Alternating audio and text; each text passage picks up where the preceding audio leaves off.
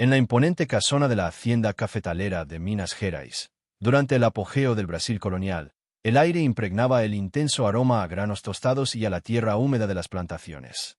La casona, con sus paredes encaladas y amplias terrazas, se alzaba imponente en el centro de la propiedad, rodeada de distantes barracones de esclavos e interminables cafetales.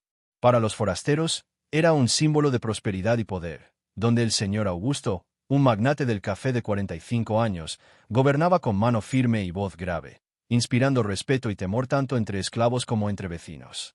Alto, de porte erguido, acostumbrado a tomar decisiones que forjaban fortunas, Augusto creía controlarlo todo en su vida, excepto lo que el tiempo le robaba. En el corazón de aquella casa vivía su madre, doña María, una mujer de 78 años, antaño dueña de una vitalidad que encantaba bailes y fiestas, pero ahora debilitada por una enfermedad mental que la robaba de recuerdos, confundía los rostros y la transportaba a un pasado lejano. En los días malos, llamaba a su hijo por el nombre de su difunto padre o deambulaba por los pasillos como si aún fuera una joven que esperaba a su prometido. Pero en medio del caos, siempre aparecía un atisbo de paz en presencia de Ana, la esclava interior, una mujer negra de 42 años, madre soltera marcada por las penurias del cautiverio, que poseía una fuerza serena y una paciencia infinita.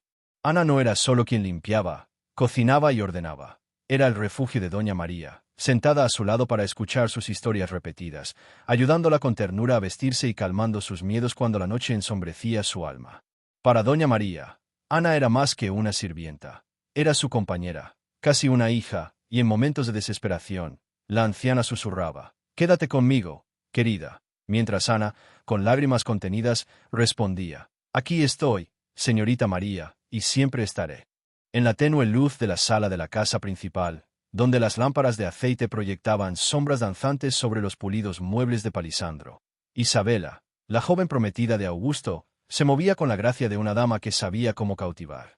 A sus 32 años, con sus vestidos de seda bordados y una sonrisa que parecía esculpida para complacer, era la imagen de la perfección a los ojos de los colonos y comerciantes que visitaban la finca. Para Augusto, Isabela era más que una compañera. Era la clave para consolidar su posición entre la élite cafetalera, una mujer cuya belleza y modales refinados elevaban su prestigio. Pero cuando las cortinas de la casa principal se cerraban, la máscara caía, revelando una frialdad que cortaba como una navaja. Para Isabela, doña María, con la mente destrozada por la enfermedad, no era más que una carga que empañaba la imagen impecable que cultivaba. Cuando Augusto estaba cerca, Isabela cogía la mano de la anciana con fingida ternura, preguntándole con voz dulce sobre los bailes de su juventud. Pero en cuanto él se apartaba, sus ojos se entrecerraban con desdén.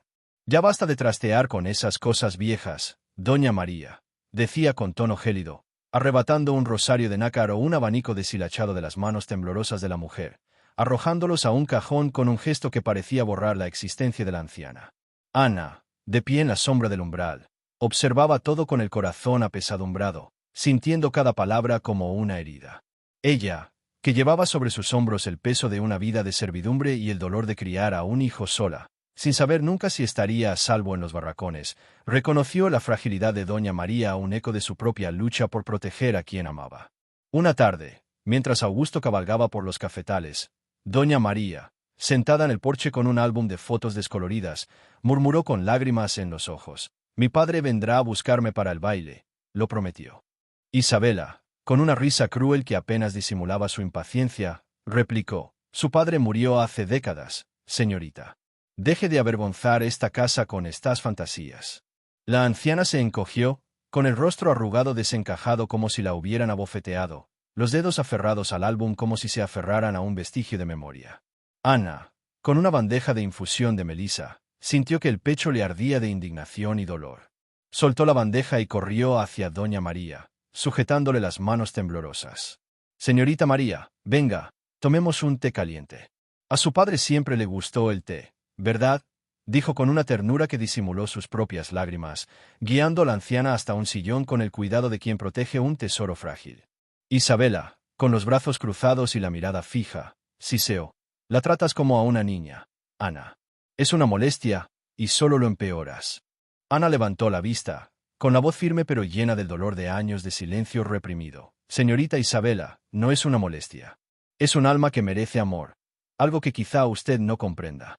El silencio que se apoderó de ella fue denso, como un trueno antes de una tormenta, y en ese instante, Ana supo que su valentía la estaba llevando por un camino peligroso. Pero su corazón, moldeado por tanta pérdida, no pudo hacer más que proteger a quienes la necesitaban. La tarde caía sobre la hacienda cafetalera, y el sol poniente teñía de oro las ventanas de la casa principal, mientras el lejano sonido de tambores proveniente de los barracones de los esclavos resonaba como recordatorio del rígido orden que sostenía aquel mundo.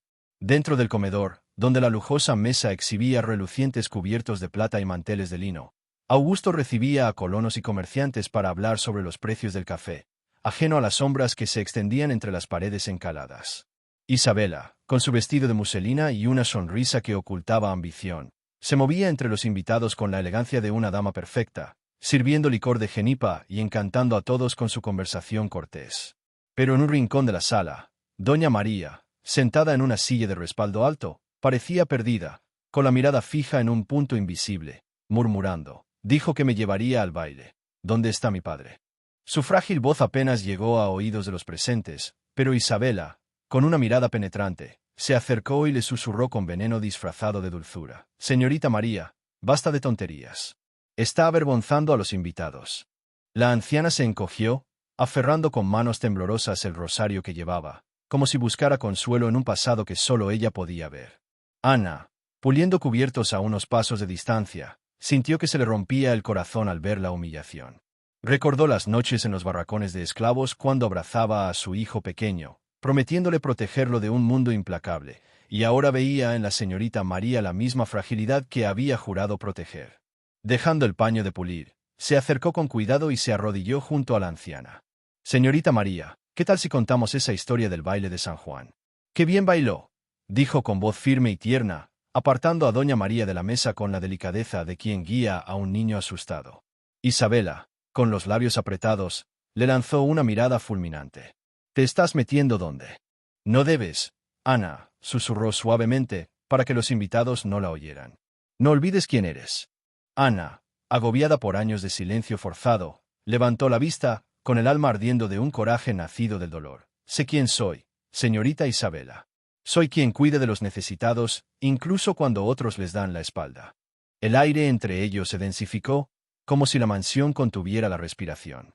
Augusto, absorto en sus asuntos, no vio la confrontación, pero se plantó una semilla de tensión, y Ana supo que cada palabra la acercaba a un riesgo que no podía prever. Aún así, mientras sostenía la frágil mano de doña María, sentía en el pecho la certeza de que proteger a aquella mujer era más importante que cualquier miedo, porque, para Ana, cuidar a doña María era como cuidar la esperanza que mantenía vivo su propio corazón. La noche envolvía a la finca cafetalera en un pesado silencio, roto solo por el canto de los grillos y el crepitar de las lámparas que iluminaban los pasillos de la casa principal.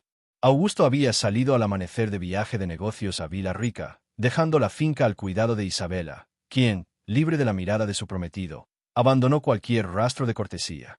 En la penumbra de la habitación de doña María, la anciana caminaba inquieta, con los pies descalzos tocando el suelo frío, murmurando con voz temblorosa: «Llega tarde, mi padre prometió recogerme».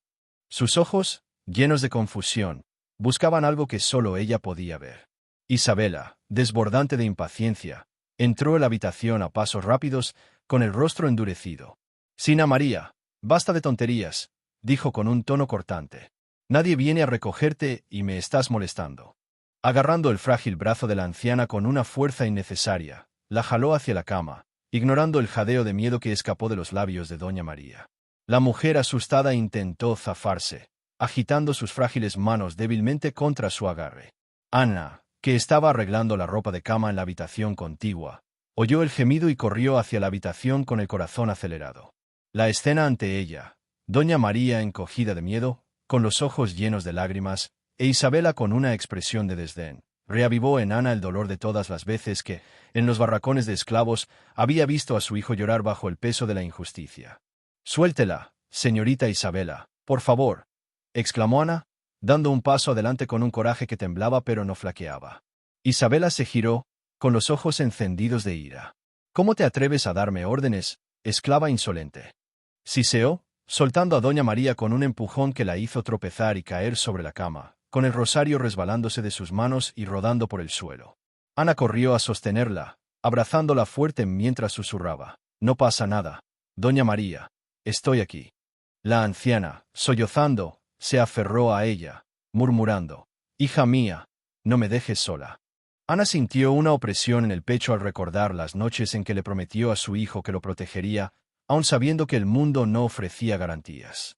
Mirando fijamente a Isabela, su voz era baja, pero cargada de una fuerza nacida de años de silencio reprimido. «Puedes darme órdenes, pero no tienes derecho a lastimar a alguien que ya sufre tanto». Isabela, con una sonrisa fría, se acercó, su rostro casi rozando el de Ana. «Pagarás caro esta osadía», susurró, antes de salir de la habitación, dando un portazo. Ana permaneció junto a doña María, acariciando sus manos temblorosas hasta que la anciana se durmió, exhausta. En ese momento, Ana supo que había cruzado una línea peligrosa, pero la mirada de gratitud en los ojos confundidos de doña María fue lo que dio sentido a su lucha. Ella, que nunca había conocido la libertad, encontró la protección de esa frágil mujer una forma de afirmar su propia humanidad. El sol brillaba alto sobre la finca cafetera, proyectando largas sombras desde los cafetales que rodeaban la casa principal, cuando Augusto regresó de Villarrica, con su caballo aún sudoroso por el viaje. El polvo de sus botas resonaba en el patio, pero dentro de la casa, un grito ahogado rompió el silencio y lo hizo detenerse.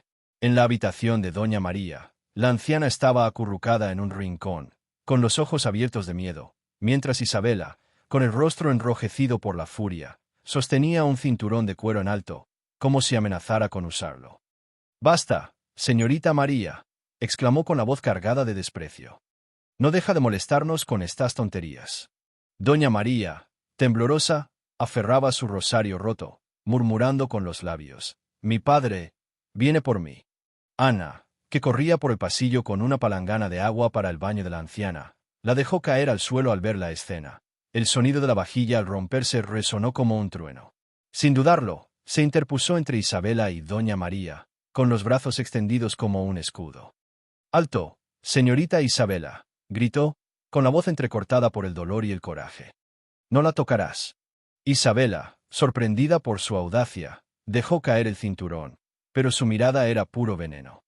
«Tú, una esclava, ¿crees que puedes desafiarme?», siseó, dando un paso al frente con los puños apretados. «Haré que te azoten por esto». Ana, con el pecho apretado por el recuerdo de los latigazos que había visto en los barracones, sintió miedo, pero su amor por doña María, y el recuerdo de su hijo, a quien había jurado proteger de toda injusticia, la mantuvo firme. «Puedes hacer que me castiguen, señorita, pero mientras tenga aliento, nadie le hará daño a esta mujer», dijo, con los ojos llenos de lágrimas, pero con la voz firme como una roca. Doña María, aún encogida, se aferró a la falda de Ana, sollozando: «Hija mía, no me dejes». Fue entonces cuando Augusto, atraído por el grito, apareció en la puerta, pálido de la sorpresa. «¿Qué pasa aquí?», preguntó, con la voz profunda temblando de rabia contenida. Isabela se quedó paralizada, la sonrisa practicada que siempre le dedicaba desapareció, sustituida por una expresión de pánico apenas disimulado. «Augusto, yo estaba confundida, lo estaba estropeando todo», intentó explicar, pero la verdad estaba escrita por todas partes. Doña María, asustada, aferrada a Ana, con el cinturón en el suelo. Augusto dio un paso adelante, con la mirada fija en Isabela. «Así que esto es lo que haces cuando no estoy», dijo en voz baja pero afilada como una cuchilla. «Le levantas la mano a mi madre». Ana, aún protegiendo a doña María, bajó la mirada, humilde, pero con el corazón acelerado. Isabela, desesperada, intentó acercarse. «Augusto, no lo entiendes. Es difícil tratar con ella», dijo, pero la interrumpió con un gesto. «Basta, Isabela. Lo vi todo». Volviéndose hacia Ana, suavizó la voz. «Gracias, Ana, por protegerla». Ana, con lágrimas en los ojos, simplemente asintió, mientras doña María, confundida, murmuraba: «Hija mía». Augusto se arrodilló ante su madre, sujetándole las manos temblorosas. «Nadie te volverá a hacer daño, madre. Te lo juro». En ese instante, la casa grande pareció contener la respiración, mientras la máscara de Isabela caía, revelando la oscuridad que ocultaba, y Ana, con el corazón de madre y su alma de luchadora, se convirtió en él. pilar que sostenía la humanidad de la familia. La noche cayó sobre la hacienda cafetalera, y la casona, antes llena de voces y movimiento, ahora parecía respirar un silencioso alivio, como si las mismas paredes supieran que la verdad había sido revelada. Isabela, con los ojos encendidos de humillación, recogió sus pertenencias en baúles de madera. Su vestido de muselina estaba arrugado, su rostro carecía del brillo pragmático que una vez la había cautivado. «Te arrepentirás, Augusto», gritó con la voz entrecortada, antes de subir al carruaje que la alejaría de la finca, dejando atrás los sueños de estatus que la habían impulsado. Augusto, de pie en el porche, simplemente observaba, con el corazón apesadumbrado, pero seguro de su decisión. «Quien ama no levanta la mano contra la mía», dijo con firmeza. Las palabras resonaron en el patio vacío. En la habitación de doña María, la anciana dormía plácidamente, con el rosario que Ana había reparado en sus manos. Ana, sentada en una silla cercana, velaba por el sueño de la anciana. Su rostro estaba marcado por el agotamiento que soportaba el peso de años de lucha, pero también por la paz que emanaba de saber que había hecho lo correcto. El recuerdo de su hijo, ya adulto y trabajando en las plantaciones de café, se mezclaba con la imagen de doña María, y Ana sintió que, al proteger a la anciana, también protegía la esperanza que la mantenía con vida en los barracones. Augusto entró en la habitación en silencio. La luz de la lámpara se reflejaba en sus ojos llorosos. Tocó el hombro de Ana, lo que la sobresaltó y la hizo levantarse rápidamente. «Lo siento, señor, no quise», empezó, pero la interrumpió con un gesto amable. «No te disculpes, Ana», dijo con la voz quebrada. «Fuiste la única que estuvo al lado de mi madre cuando más lo necesitaba. Eso es más de lo que cualquier riqueza podría comprar». Ana bajó la mirada, humilde, pero con el pecho calentado por una gratitud que rara vez había sentido. «Solo hice lo que me dictaba el corazón, señor», respondió ella con voz suave pero firme. Augusto miró a su madre dormida y luego a Ana, como si viera por primera vez la fuerza de una mujer que, incluso sin libertad, albergaba la mayor nobleza. «Ahora eres parte de esta casa, Ana», declaró, entregándole un pequeño paquete de monedas, un gesto inusual en un mundo que rara vez reconocía lo suyo. «No aceptaré un no por respuesta». Ana, con lágrimas contenidas, tomó el paquete, sintiendo el peso de un reconocimiento que iba más allá del oro. Esa noche, mientras el viento susurraba entre los cafetales, la gran casa parecía diferente, no por los muebles de jacarandá ni por la plata reluciente, sino por la certeza de que la lealtad y el amor habían triunfado. Doña María, en sus sueños fragmentados, quizá nunca comprendiera la profundidad de lo sucedido, pero en sus momentos de lucidez seguía diciendo con una frágil sonrisa: «Mi hija me protegió». Y Ana, con el corazón lleno, supo que, incluso en un mundo de cadenas, su bondad había construido una libertad que nadie podía robarle. Meses después, la finca cafetera parecía haber encontrado una nueva calma, como si el viento que soplaba entre los cafetales hubiera disipado las sombras del pasado.